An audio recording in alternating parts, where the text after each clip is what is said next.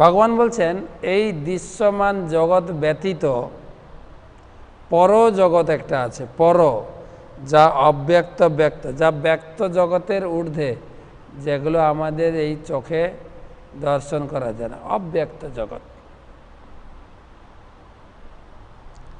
আর এই জগতের সব কিছু নষ্ট হলেও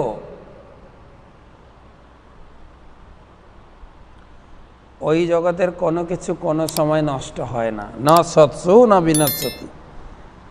সমস্ত ভূত এই জগতে নষ্ট হলেও সেখানে কিন্তু নষ্ট হয় না।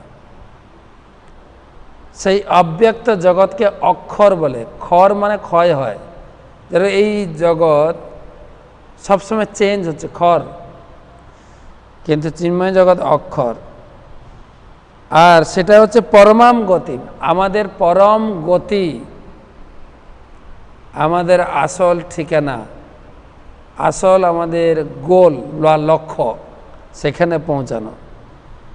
কেউ যখন সেখানে যায় আর এই জগতে ফিরে আসতে হয় না, সেটি হচ্ছে আমার পরম ধাম। ভগবান তার নিজের ধামের বৈশিষ্ট্য, নিজের ধামের পরিচয় এই গীতাতে দিয়েছেন। আমার ধাম, দেবদেবীর ধাম, তারপরে শিবের ধাম, সব আলাদা, কিন্তু এক করলে ভুল হয়ে যাবে, আর ভুল করছিও আমরা। সব এক, এটা এক নয়। সেই ধামকে আমি কি করে লাভ করব? পুরুষস পরপার্থ ভক্ত লভ্যতু অনন্যয়া যশন্তস্থানি ভূতানি যেন সর্বমিদম ততম। হে পার্থ, সেই ধাম লাভ করা যায় কিভাবে? ভক্তিয়া, ভক্তির দ্বারা লভ্য। কেবল ভক্তির দ্বারা লভ্য, যোগের দ্বারা নয়, কর্মের দ্বারা নয়, জ্ঞানের দ্বারা নয়, কেবল ভক্তি যোগের মাধ্যমে লভ্য। আর ভক্তি কাকে করবেন? শ্লোকেই দেওয়া আছে, কিন্তু এটা বিভ্রান্ত হওয়ার কোনো কথাই নেই। অনন্য, কেবল অনন্য রূপে আমার ভজনা করবে, ন অন্য। আমি ছাড়া অন্যের জন্য কারো পূজা করা না হয়। ভক্তলভ্যাতু অনন্যয়া যশান্তস্থানি ভূতানি যেন সর্বমিদম ততম। যদিও আমি আমার ধামে সর্বব্যাপ্ত, তবুও সব কিছু, যদিও তার ধামে তিনি নিত্য বিরাজমান, তবুও তিনি সর্বব্যাপ্ত। যদিও আমি আমার ধামে বিরাজমান, তবু আমি সর্বব্যাপ্ত রয়েছি। তো ভক্তির মাধ্যমে কেবল আমাকে লাভ করা যায়। তার মানে যোগীরা কি আপনাকে লাভ করতে পারেন না? ভগবান বলছেন যোগীরা, সব যোগীদের উদ্দেশ্য এক নয়। আর সেই জন্য যোগী দিন ক্ষণ মুহূর্ত দেখে তারা মৃত্যুবরণ করে। যোগীদের সেই ক্ষমতা রয়েছে। তবে এখন সেই বিষয়ে আলোচনা হবে, কোন সময় যোগীরা মরলে কোথায় যাবে।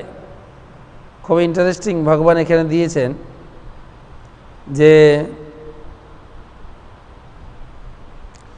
যত্র কালে তনাবৃত্তিম আবৃত্তিম চৈব যোগিন প্রয়াতা জানতি তৎকালম তৎকালম বক্সামি ভরতর্ষভ। হে ভারতশ্রেষ্ঠ, যে সময় মৃত্যু হলে যোগীরা এই জগতে ফিরে আসেন বা ফিরে আসেন না, আমি তার কথা বলব।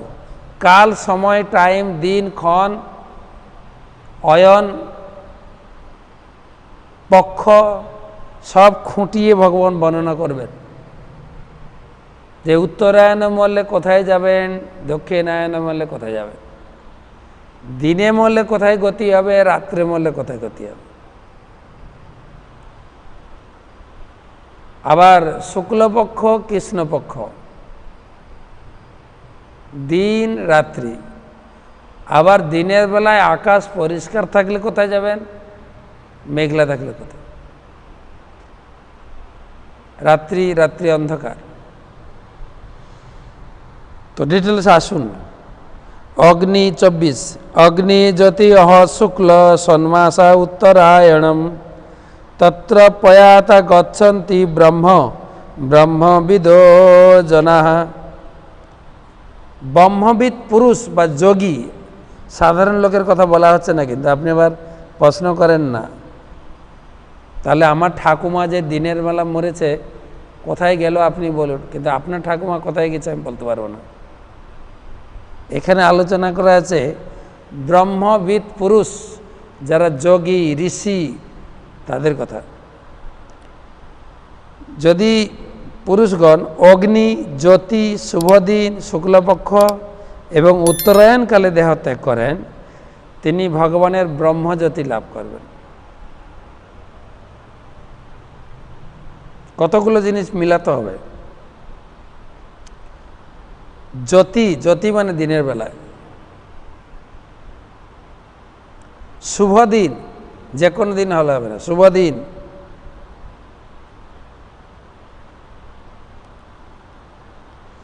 শুক্লপক্ষ, শুক্লপক্ষ এখন চলছে, এবং উত্তরায়ণকাল, উত্তরায়ণও চলছে। এর ভিতরে কেউ যদি মারা যায়, বিশেষ করে ব্রহ্মবিদ পুরুষগণ, তিনি ভগবানের 3 স্বরূপ আছে, ব্রহ্ম পরমাত্মা ভগবান, তিনি ব্রহ্ম পর্যন্ত পৌঁছাতে পারবেন। অর্থাৎ ভগবানের একটা অংশ তিনি লাভ করবেন। এর উল্টো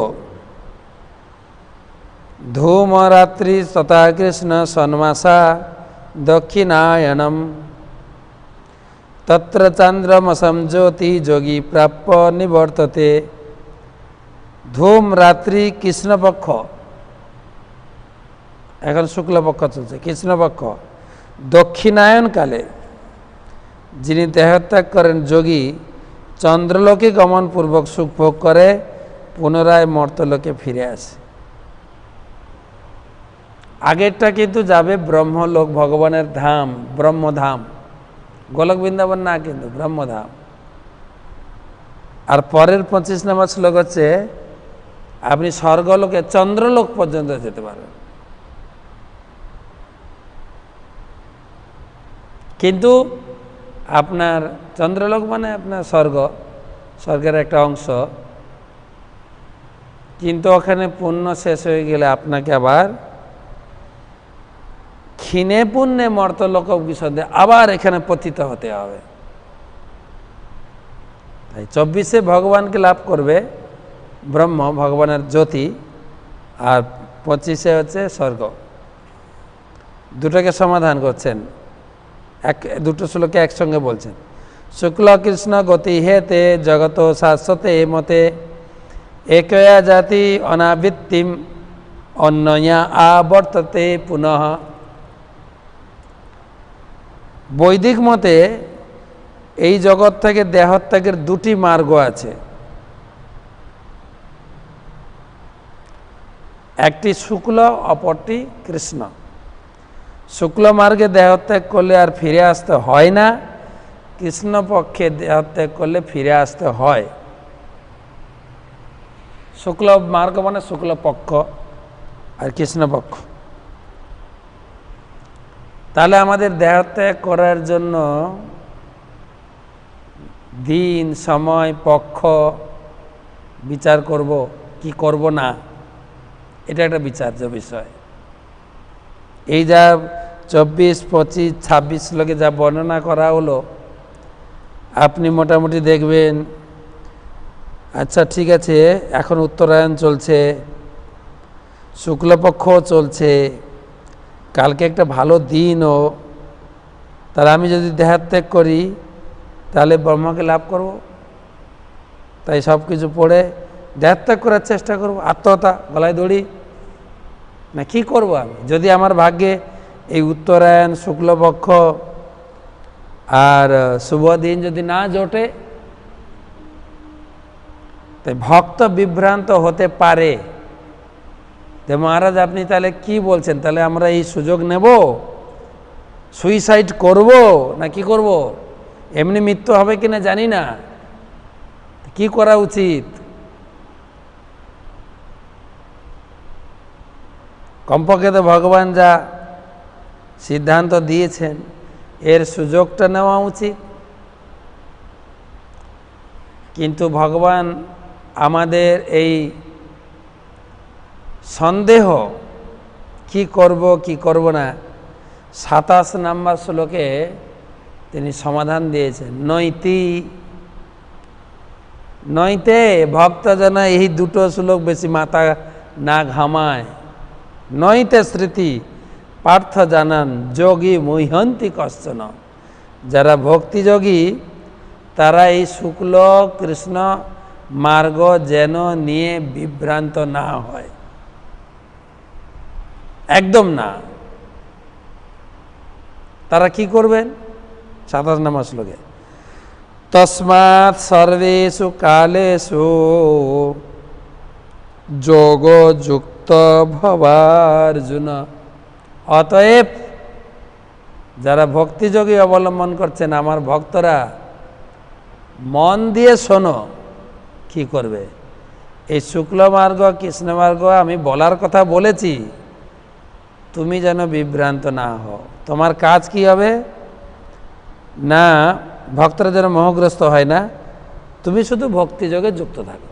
দেখেন, তস্মাৎ অতএব সর্বেষু কালেষু সব সময় প্রতিটা মুহূর্ত যোগযুক্ত এই ভক্তিযোগে যুক্ত থাকো। ভব হও হে অর্জুন। আমরা যেভাবে ভক্তিযোগ অবলম্বন করছি তাতে ঠিক থাকতে হবে একদম। যেরকম গুরুদেব নির্দেশ দিয়েছেন, সকালে মঙ্গল আরতি, ভগবানের নাম জপ, তারপরে ভগবানের পূজা অর্চনা, ভোগ রন্ধন, কেবল ভগবানের প্রসাদ সেবন। এবারে কৃষ্ণ সেবার জন্য প্রত্যেকের যে যার ইনকাম সোর্স, উপার্জনের উপায়, চাষবাস, ব্যবসা, চাকরি যুক্ত থেকে আমরা ভক্তিযোগ করে চলি। কেননা আমরা করছি অকর্ম, আমাদের কর্ম হাতে নেই। কিন্তু কর্ম 3 প্রকার, 3য় অধ্যায়ে পড়েছি। প্রথম হচ্ছে কর্ম, সকাম কর্ম, যেটা হচ্ছে ভালো কাজ, পুণ্য কাজ, যেটা স্বর্গে নিয়ে যাবে বা ঊর্ধ্বগতি। আর যেটা হচ্ছে পাপ কাজ, বিকর্ম, সেটা যাবে নিচে গতি। আর আমরা যারা ভগবানের সেবায় যুক্ত আছি আমাদের কর্মকে বলে অকর্ম। অকর্ম মানে এ উপরেও ফল হবে না, নিচেও হবে না, এই ফল ভগবানের হাতে। তাই ভগবান বলছেন কর্মণ্যে ব্যাধিকারস্তে, 2য় অধ্যায়ে আমরা পড়ে এসেছি, মা ফলেষু কদাচন। তুমি কেবল আমার জন্য কর্ম করেই যাও, ফলের আশা করো না। তাই আমি যদি শুভ দিন দেখে আমি মৃত্যুবরণ করিও, আমি কিন্তু স্বর্গে যাব না বা বৈকুণ্ঠে যাব না। এমনিতে আমরা জানি আত্মহত্যা মা পাপ, সেটার জন্য কেউ না করি। আর এই শ্লোকের মূল বক্তব্য হচ্ছে সর্বেষু ভক্তিযোগে যুক্ত থাকো। ভক্তিযোগ, যে যেখানে আছি, কি আমি শিশু, আমি কৌমার, আমি যুবক যুবতী, আমি বৃদ্ধ বৃদ্ধা, তর্ক করার প্রয়োজন নেই। যে যেখানে আছেন সেখান থেকে ভক্তিতে যুক্ত হয়ে যান। যে যেখানে আছেন সেখান থেকেই আমরা যদি ভক্তিযোগের এই পরিকাঠামোটা আমি মেনে চলি বা শাস্ত্রগ্রন্থের এই সিদ্ধান্তকে নিগড়ে যখন আমার জীবনে প্রয়োগ করব, ভক্তিযোগে দৃঢ়ভাবে যুক্ত থাকব, আমার গতি ভগবান করবেন। 14-15 শ্লোকে বলেছেন, আমি তোমাদেরকে ব্রহ্মেও পাঠাবো না, স্বর্গেও পাঠাবো না, নরকে যাওয়ার তো প্রশ্নই নাই। নরকে যদি পাঠান ভগবান, যাবেন প্রচার করতে যাবেন, নাম হট্ট বা ভক্তি বৃক্ষ গীতা কোর্স করতে যাবেন, বা সংকীর্তন ভক্তরা গিয়ে গ্রন্থ বিতরণ করতে যাবেন, যেতে হতে পারে। প্রভুপাদ যেরকম বলেছেন, লন্ডনকে বলেছেন গ্রিন হেল, সবুজ নরক। তো প্রভুপাদ গেছেন প্রচার করতে, আমি এসেছি তোমাদের দেশের চাকচিক্য কিছু নেওয়ার জন্য না, আমি তোমাদেরকে দেওয়ার জন্য এসেছি। তাই ভক্ত নরকেও যাবে না, স্বর্গেও যাবে না। স্বর্গে যাবে তারা যারা ভক্তিযোগে ফেল করবে। কিন্তু আমার টার্গেট হচ্ছে তোমাদেরকে যে কোনো উপায়, তুমি যেতে পারলে না, স্বর্গে গিয়ে পতিত হয়ে গেল, কিন্তু আমার মেন টার্গেট হচ্ছে, মেন লক্ষ্য হচ্ছে তোমাদেরকে আমার ধামে নিয়ে আসব।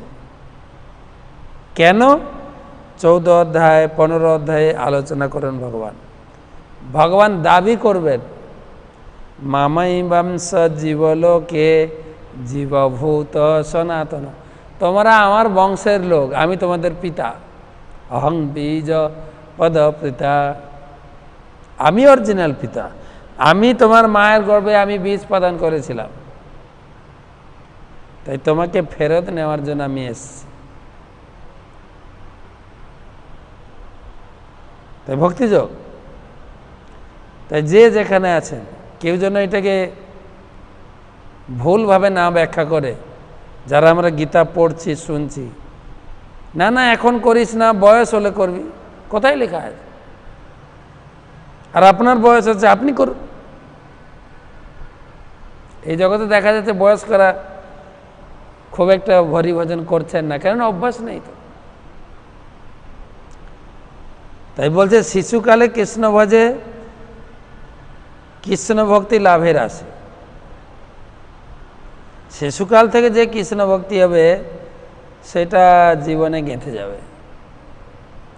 শিশুকালে কৃষ্ণ ভজে কৃষ্ণ ভক্তি লাভের আসে, যৌবনে কৃষ্ণ ভজে কৃষ্ণ আসে কি না আসে কে জানে। আর বৃদ্ধকালে কৃষ্ণ ভজে জমের তরাসে।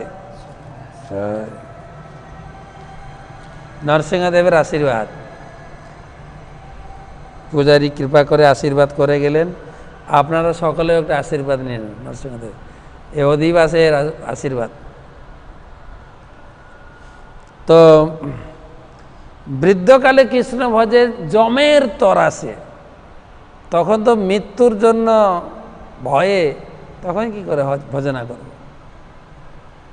তাই যেন আমরা আমাদের ভজনটা যে যেখান থেকে আছি আমরা যেন করে চলি।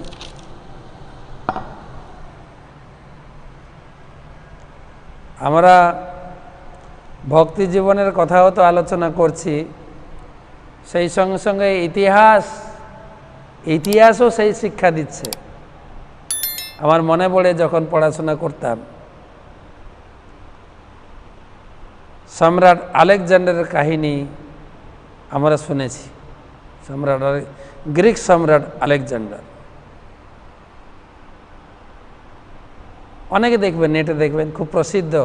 গ্রিক সম্রাট আলেকজান্ডারের 3টি ইচ্ছা। গ্রিক সম্রাট আলেকজান্ডার যখন বেদ বেটে মৃতশয্যায় ছিলেন, সমস্ত তার সেনাপতিদের ডেকেছেন,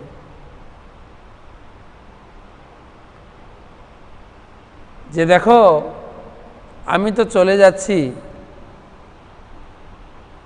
তো আমার শেষ 3টে ইচ্ছা, আমি চলে যাওয়ার পরে তোমরা এটাকে পূরণ করো, আমার ইচ্ছা পূরণ করো। সব সেনাপতি যারা আলেকজান্ডারের জন্য কত কিছু করেছে, আর আলেকজান্ডারও তাদের জন্য কত কিছু সাহায্যের হাত বাড়িয়েছেন, তাদের রক্ষণাবেক্ষণ, তারা হাত জোড় করে বলে, স্যার বলুন আপনার কি ইচ্ছা। তখন এক সেনাপতি নোটবুক আর পেন নিয়ে বসেছেন, স্যার বলুন স্যার। তখন আলেকজান্ডার বলছেন, আমার প্রথম ইচ্ছা হলো আমি যখন মারা যাব আমার যে ডেড বডি কফিন যেন ডাক্তাররা বয়ে নিয়ে যায়, এটা আমার ইচ্ছা। Take take take take take করে নোট হয়ে গেল, স্যার আপনার দ্বিতীয় ইচ্ছা? তখন বলছে, যখন ডাক্তাররা আমার কফিন বয়ে নিয়ে যাবে, ডেড বডিটা বয়ে নিয়ে যাবে, সেই রাস্তাতে আমি জীবনে যা অর্জন করেছি, সোনা দানা ধন সম্পদ, সব রাস্তাতে বিছিয়ে দাও, তার উপর দিয়ে আমি যাব। Take take take take take লেখা হয়ে গেল। স্যার আপনার তৃতীয় ইচ্ছা? তখন তৃতীয় ইচ্ছা বলছেন,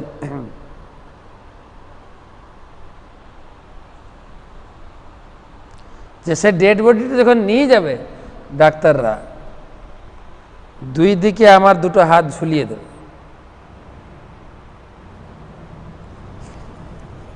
তো এক সেনাপতি খুব সাহস করে তিনি জিজ্ঞাসা করছেন, স্যার ক্ষমা করবেন, আমার একটু জানার কৌতূহল যে আপনি এই ধরনের ইচ্ছা পোষণ করছেন কেন, বা এর অর্থই বা কী? তখন আলেকজান্ডার বলছেন যে আমার প্রথম ইচ্ছা আমার ডেড বডি ডাক্তাররা বয়ে নিয়ে যাবেন। আমি জীবনে যা জ্ঞান অর্জন করেছি আমি জগৎকে শেয়ার করতে চাই। এই জগতে সমস্ত ডাক্তারদেরকে আগে লেসন দিতে হবে, আগে শিক্ষা দিতে হবে, যে তারা বুঝবে যে তারা কাউকে বাঁচাতে পারে না। কেননা মানুষ যখন রোগ ব্যাধিতে পড়ে তখন ডাক্তারের কাছে পৌঁছায়, ডাক্তারদের কর্তব্য তাদেরকে এই ধরনের শিক্ষা দেওয়া যে আমি তোমার রোগ ব্যাধির জন্য মেডিসিন দিচ্ছি, এটা তোমার পাপের ফল আছে না। পাপ মানে ইংরেজিতে বলে সিন, আর মেডিসিনও সেরকম তৈরি হয়েছে, কিন্তু সফ্রামাইসিন, টেট্রামাইসিন, সিন সিন সব সিন, পাপ। তা আমি তোমাদেরকে ওষুধ মেডিসিন দিচ্ছি, কিন্তু মূল কিন্তু তোমাদের ঈশ্বর ভজনা করো, গীতা পড়ো। এই শিক্ষা ডাক্তাররা নিজেরা অর্জন করবে, আর ডাক্তাররা আগে বুঝুক। ডাক্তাররা তো চিন্তা করছে আমরাই বাঁচাচ্ছি, যখন রোগী মারা গেল তখন হাত তুলে দেয়, আমরা কি করব? আর যখন বেঁচে যায় বড় বড় হোর্ডিং লাগায়, এই হসপিটালে এতজন কিওর হয়েছে, এই হয়েছে। এখন তো হসপিটালে অ্যাডভার্টাইজে বাজার ভর্তি, বাজার ভর্তি, দেখবেন যত অ্যাডভার্টাইজ। আপনার কি হার্ট অ্যাটাক? একটুও সময় নষ্ট করবেন না, আমাদের কাছে আসুন, আপনার জন্য 24 ঘন্টা আমরা সেবায় আছি। সেবায় আছেন না অর্থ লোভের আশায় আছেন? সেবা জিনিস আলাদা। আমাদের নীতিশাস্ত্রে একটা শ্লোক বলছে, শুনতে খারাপ লাগলে ক্ষমা করো, আমি নীতিশাস্ত্র থেকে বলছি। বৈদ্যরাজ নমস্তভ্যম যমজ্যৈষ্ঠ সহোদর। হে ডাক্তারবাবু, আপনাকে প্রণাম জানাই, আপনি হচ্ছেন যমরাজের বড় ভাই, নমস্কার। যমজ্যৈষ্ঠ সহোদর, সহোদর একই মায়ের দুই ছেলে, আপনি হচ্ছেন যমরাজের বড় ভাই, আপনাকে প্রণাম। বৈদ্যরাজ নমস্তভ্যম যমজ্যৈষ্ঠ সহোদর যম হরতি প্রাণম। যমরাজ তো কেবল প্রাণটা নেবে, বৈদ্য ধন প্রাণানিচ। আর ডাক্তারবাবু ধনও নেবেন, প্রাণও নেবেন। মানে ধরুন আমাদের বাড়ির আত্মীয় স্বজনের ভিতরে কেউ হসপিটালে অ্যাডমিট করেছেন, তার চিকিৎসা চলছে, এবারে রোগী এক্সপেল করে গেল, মারা গেলেন। এবারে আপনি বলবেন ডাক্তারবাবু অনেক চেষ্টা করলাম, আপনারাও অনেক চেষ্টা করেছেন, রোগীটা বাঁচেনি, তো কি করা যাবে, ডেড বডি দিয়ে যান, নিয়ে যায়। যে না, যে এত টাকা বিল হয়েছে, বিল পেমেন্ট করতে হবে। বলছে রোগী আমার মারা গেছে, বিল দেবো কেন? আপনি কি মনে করেন ডাক্তাররা ছেড়ে দেবে? সেই জন্য ডাক্তারবাবু বিলও নেবেন, প্রাণও নেবেন। ধন প্রাণা নিচ, ধনও নেবেন, প্রাণও নেবেন। কিন্তু যমরাজ তো কেবল প্রাণ নেবেন। সেই জন্য বলছেন যম জ্যৈষ্ঠ সহোদর, জ্যৈষ্ঠ বড়। সেজন্য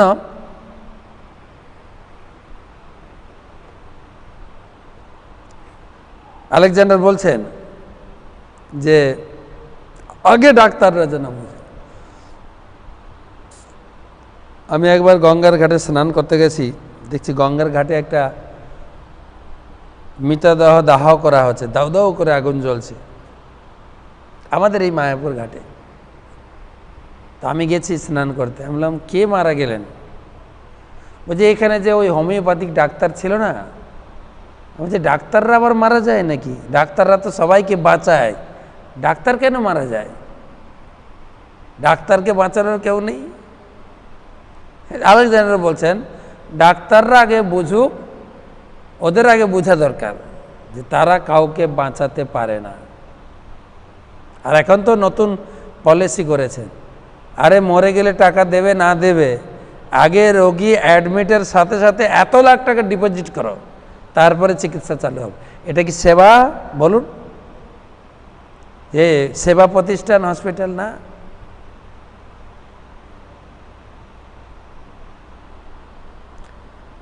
তো প্রথম ইচ্ছা হচ্ছে ডাক্তাররা আমার ডেড বডি বয়ে নিয়ে যাবে। দ্বিতীয় ইচ্ছা ছিল যেই রাস্তা দিয়ে যাবে সেই রাস্তা দিয়ে আমি জীবনে যা অর্জন করেছি সোনা দানা সব বিছিয়ে দিই। অর্থাৎ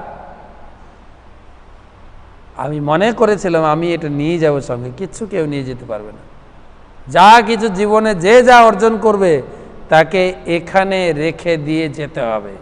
এটা বুঝুক জগৎ, এটা আমার জীবনের আমি যে শিক্ষা পেয়েছি সকলকে শেয়ার করতে চাই। আর সেই জন্য মনে হয় ওই আলেকজান্ডারের এই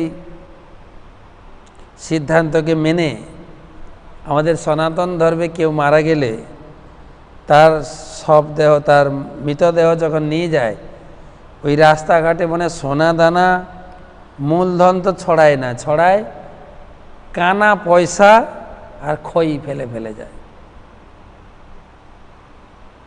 হয়তো যে আলেকজান্ডার চেয়েছিলেন, বাবা হয়তো চেয়েছেন, কিন্তু ছেলে কি করবে, হ্যাঁ এগুলো দেওয়া যায় নাকি, আমি ভোগ করব, এমনি না। আর আরেকটা শিক্ষা দেখা যায়, কালকে বলেছিলাম পবর্গের কথা, বলতে বলতে যায় আত্মীয় স্বজন লোকেরা, হিন্দি ভাষী লোকেরা, রাম নাম সত্য হ্যায় আর সব ঝুটা হ্যায়। এ দুনিয়াতে সব কিছু অনিত্য, এখন বুঝলাম রাম নাম সত্য। সবাই রাম নাম করুন। এখন জীবিত অবস্থায় উল্টো, রাম নাম পরে। রাম নাম ঠিক আছে, কাজ করতে করতে করে নেব, সারাদিন তো করছি আবার কি, লোকে বলছে না কাজ করতে করতে এটাও সেরে নি, যা গেল একটা ঝামেলা। বা সারাদিন অনর্গল করছি, ওটার জন্য আবার আলাদা করে মালা জপ করতে হবে, ফোঁটা কাটতে হবে, টিকে রাখতে হবে, ওই সব নিয়ম চলবে না। সব জিনিসকে নিত্য মনে করছে, ঘর আমার, বাড়ি আমার, ছেলে মেয়েকে পড়াতে হবে, চাকরি দেওয়া হতে হবে, ভালো করে ব্যবসা করতে হবে, আত্মীয় স্বজন দেখভাল করতে হবে। এক ভদ্রমহিলা বলছেন আমার স্বামীকে জব করতে বলি, জব করতে বসে এক দুমালা করে, বলছে এগুলো বেকার সব, করে কি লাভ? এই সময় আমি অনেক কিছু ভালো কাজ করতে পারি, কিন্তু মৃত্যুর সময় তখন উপলব্ধি হয় যে অন্যান্য সব কাজ বেকার, রাম নামটা সত্য। বলে না হিন্দি ভাষী লোকেরা, বলে তো, আমাদের ভারতে তো সবাই জানে রাম নাম সত্য হ্যায়। আর ওই সময় সত্য বলে চেঁচামেচি করে কী লাভ? সত্য হয়তো যে মারা গেছে তাদের কথা ছেড়ে দেন, যারা বলতে বলতে যাচ্ছেন তারা ভালো করে মালা উঠান, জপ করুন, রাম নাম সত্য হ্যায়। তো তার তো জীবনটা গেল, এবার আমরা করি, তার সব মিথ্যা, তাই তোমরা রাস্তায় ছড়িয়ে দিয়ে যাবে ধন সম্পত্তি। আর 3 নম্বর ইচ্ছা, কফিনের দুদিকে আমার হাতটা বের করানো থাকবে, ঝুলানো থাকবে। বলে স্যার এটা, বলে এটা একই, এটা আমি বোঝাতে চাইছি সম্রাট আলেকজান্ডার বিভিন্ন দেশ জয় করে কত ধন সম্পদ সে অর্জন করেছে, কিন্তু শিক্ষা হচ্ছে এইটাই, সম্রাট আলেকজান্ডার খালি হাতে এসেছিল, খালি হাতে যাচ্ছে। তুলসীদাস বলছেন, ক্যা লেকে তু আয়া জগ মে, তুমি জগতে এসো কি নিয়ে? ক্যা লেকে তু যায়েগা, কি নিয়ে যাবে? কি নিয়ে এসো, কি নিয়ে যাবে? হরিনাম ভজলে বন্দে, আরে হরিনাম ভজন করো, সংসার তর যায়েগা, সংসার থেকে উদ্ধার পেয়ে যাবে, হরিনাম ভজ। তাই এখানে বলছেন তস্মাৎ সর্বেষু কালেষু যোগযুক্ত ভক্তি যোগ, মালা উঠাও, জপ করো।